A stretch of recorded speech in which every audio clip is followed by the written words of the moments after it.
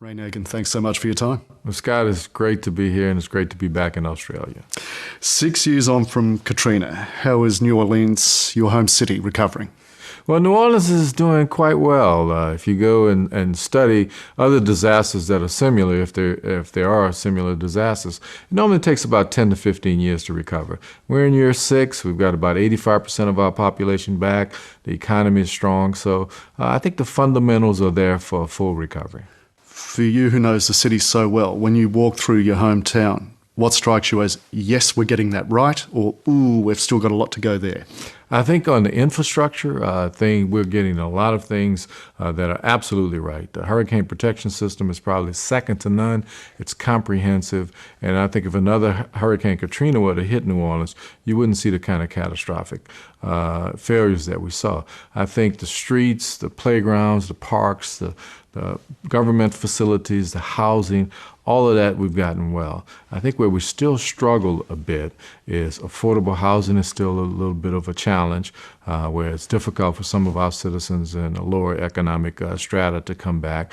And I think the mental health issues, there are still many of our citizens who are struggling with post-traumatic stress disorders. Now, in your memoir, you wrote that political forces had secretly conspired to slow down the recovery. Who were those forces? And conspiracy is a big word. What do you mean by that? Well, you know, as I went back and looked at everything, one of the things that struck me as we were going through this recovery was, why did it take so long for us to receive the dollars, the recovery dollars? It took 2.5 years for those dollars to start to flow and actually hit our citizens. And there was really no reason why it should have taken that long. So that's one of the signs that I point to. And another thing was, there were some open discussions about not allowing certain citizens to come back to the city, doing moratoriums on rebuilds, and this was all open and well documented. So those are some of the things that I point to when I talk about there seem to be some open conspiracies to try and change the makeup of the city and to try and slow down the recovery. How did you respond to that? Well, I categorically rejected it. I basically said that anyone who was from New Orleans prior to Hurricane Katrina had an absolute right to return to the city as long as they built better, higher, and stronger, and that we as government had a responsibility to protect them. And that's what we ended up doing. Now, you as mayor, you were also criticised because you were in the post for another 4 years post-Katrina, and you were criticised for not doing enough as well, or your administration not doing enough in regard to recovery. What more could have you done? You know, that's a great question. I mean, I hear the critics and they talk about that we should have done it faster, we should have done more, we should have, moved the city further along. But as I mentioned to you earlier, with a 10 to 15 year normal horizon on the recovery, and we're in year 6 and we've come so far, I'm not sure what else we could have done. I mean, maybe we could have gotten the federal government and the state to release the money a lot quicker. We tried a lot of things, but it just didn't work. And when you utilize federal dollars, you have to go through their procedures. So it takes 6 months to do environmental reviews, design work, and then go to construction. So it just takes some time to rebuild a city that had been totally evacuated and 80% destroyed. In terms of preparation and doing more during the hurricane itself, what's your biggest regret? What's the one thing that makes you go, I should have done that, or I wish I hadn't have done that? Well, there are many things that I think about as it relates to the events of Katrina. But as the storm was approaching, Katrina was such a deceptive storm.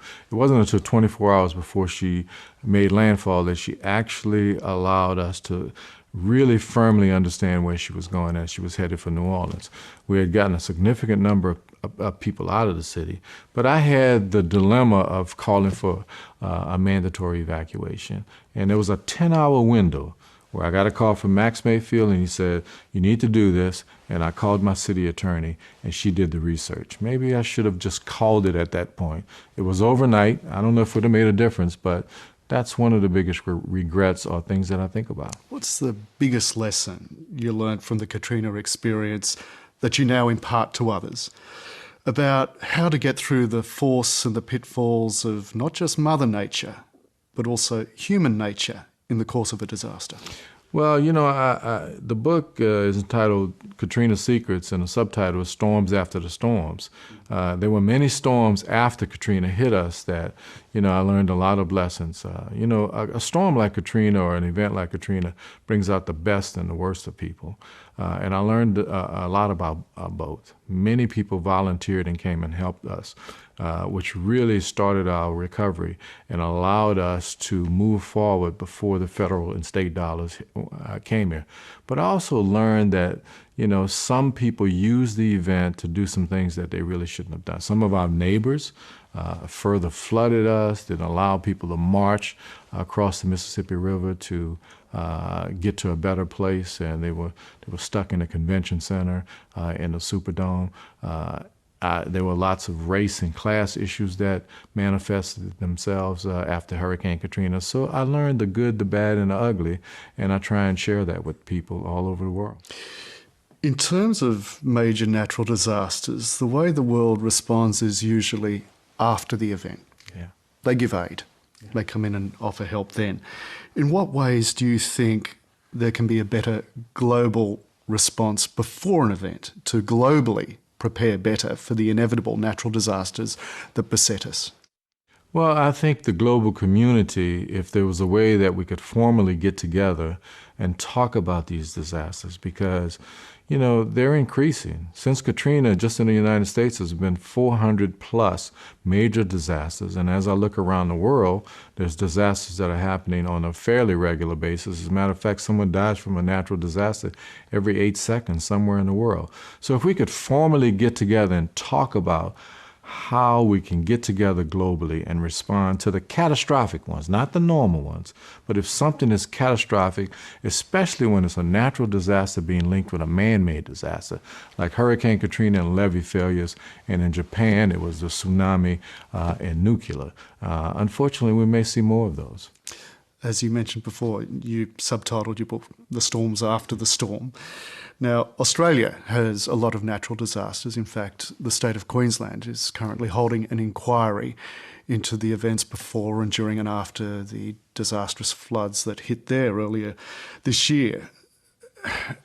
In terms of what you just said before, what have you learned about how leaders can respond to and avoid feeding into those political and bureaucratic storms after a disaster? It just depends. I think there are some events that are just so big and so catastrophic and catch leaders and governments off guard that I think they will continue to struggle with these types of disasters.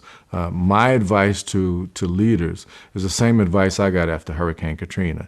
It said, look, you're gonna talk to a lot of consultants and experts. Hear them, but really listen to the people who are most affected. Because if you have a disaster, if you bring them together, you empower them, they will take the recovery and drive it to the levels that it needs to be. And that's the key thing that all leaders need to understand after a disaster. Don't try and do everything yourself. Get the people involved and empower them. Ray Nagin, it's been a pleasure speaking with you. My Thanks pleasure. so much for your time. I wish you the best. Thank you.